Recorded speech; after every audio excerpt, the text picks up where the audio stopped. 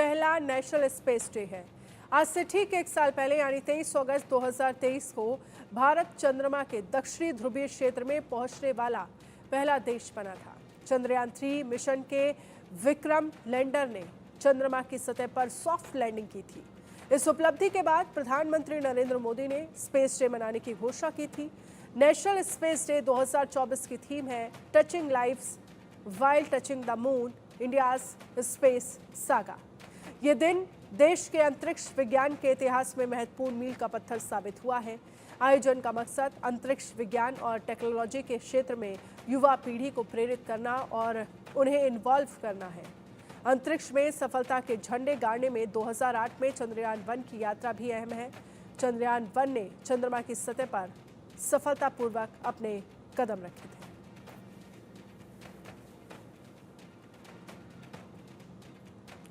राष्ट्रीय अंतरिक्ष दिवस 2024 देश मना रहा है। पहला राष्ट्रीय अंतरिक्ष दिवस चंद्रयान 3 मिशन की सफलता को समर्पित है। ये अंतरिक्ष दिवस 23 अगस्त 2023 यानी पिछले साल ही भारत चांद पर उतरने वाला चौथा देश बना। चांद के दक्षिणी ध्रुव क्षेत्र में उतरने वाला पहला देश बना भारत। राष्ट्रपति द्रौपदी मुर्मू ने अंतरिक्ष दिवस समारोह पर दी देश को बधाई। पीएम मोदी ने देशवासियों को दी नेशनल स्पेस डे की बधाई।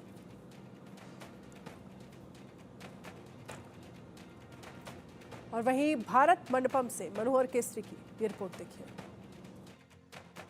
चंद्रयान 3 के बाद भारत चंद्रयान 4 के सपने देख रहा है और इसके लिए तैयारी पूरी की जा चुकी है। और हमारे पीछे आप देख सकते हैं चंद्रयान 3 का एक मॉड्यूल रखा हुआ है जिसमें बताया गया है किस तरह से ये चंद्रयान 3 से बिल्कुल अलग है और इसमें असेंडर और डिसेंडर दोनों है। इसमें हमारे साथ बातचीत करने के लिए स्ट्रैक्ट के डायरेक्टर रामकृष्ण हैं, इनसे हम बात करते हैं। सर, आपका ITV नेटवर्क में स्वागत है। सर, सबसे पहले आप बताएंगे कि ये चंद्रयान 4 चंद्रयान 3 से कैसे अलग है? चंद्रयान 3 में हम यहाँ से उड़ा के चंद्रमा पर जाके उधर लैंडिंग किया। उधर सॉफ्ट लैंडिंग के बाद वो उधर हमारा रोवर में जो इंस्ट्रूमेंट्स था वो सब सैंपल का एनालिसिस किया है।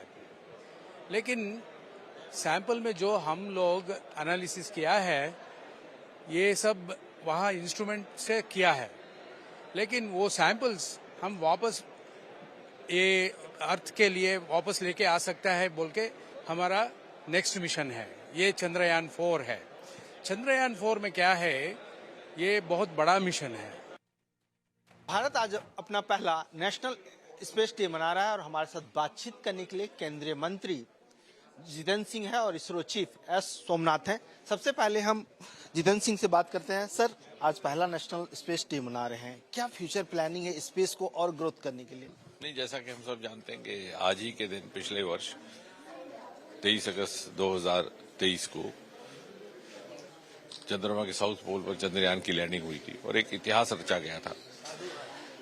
और उससे ये भी प्रमाणित होगा कि भले ही भारत की स्पेस जर्नी थोड़ी विलंब के साथ प्रारंभ हुई थी। 1969 में हमारा इसरो स्थापित हुआ था, जबकि उसी साल अमेरिका ने पहला मानव चांद की धरती पर उतारा था। लेकिन हम में इतनी क्षमता भी थी, प्रतिभा थी, योग्यता थी हमारे वैज्ञानिकों में, हमारे विशेषज्ञों में, कि हम आज साउथ पोल पर पहली बार पहुंचने वाले देश बन गए। साथ ही साथ मैं ये भी कहूंगा कि पिछले 3-4 वर्षों में बड़ी तीव्र गति से स्पेस सेक्टर में प्रगति भी हो रही है, स्पेस की अर्थव्यवस्था में भी हो रही है। उसका सबसे बड़ा श्रेय प्रधानमंत्री श्री नरेंद्र मोदी जी को जाता है। आज से 3-4 वर्ष पूर्व एक बड़ा ही क्रांतिकारी निर्णय लेते हुए उन्होंने 70 वर्ष से जो बाधाएं चल रही थी, बंदिशें चल रही थी, जो कंस्ट्रेंट ऑफ रिसोर्सेज था, जिसके साए के तले अंतरिक्ष का क्षेत्र काम कर रहा था, उससे उसको मुक्ति दिला करके उन्होंने पब्लिक प्राइवेट पार्टिसिपेशन की अनुमति दी। और नतीजा ये हुआ कि देखते ही देखते बड़ी भारी मात्रा में वहां पर प्राइवेट सेक्टर का निवेश होने लगा। मात्र 8 महीने के भीतर 1 अप्रैल से लेकर के 31 दिसंबर 2023 तक 1000 करोड़ से अधिक प्राइवेट निवेश हुआ। एक के बाद एक अद्भुत स्टार्टअप सामने आए, उनमें से कुछ एक तो विश्व स्तर के हैं।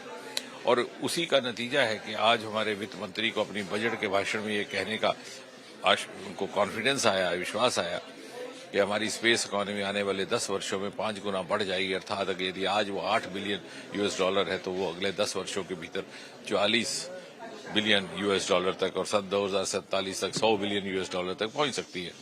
तो कहने का तात्पर्य ये कि जब प्रधानमंत्री ये कहते हैं कि सन 2047 में विकसित भारत होगा, उस शिखर पटल पर पहुंचा होगा, तो जो वैल्यू एडिशन होगी हमारी इकोनॉमी में, जैसे प्रधानमंत्री कहते हैं आज हम चौथे दर्जे पर हैं, बहुत जल्दी हम आज 5वें पर हैं, फिर बहुत जल्दी चौथे पर, बहुत जल्दी तीसरे तक पहुंच जाएंगे।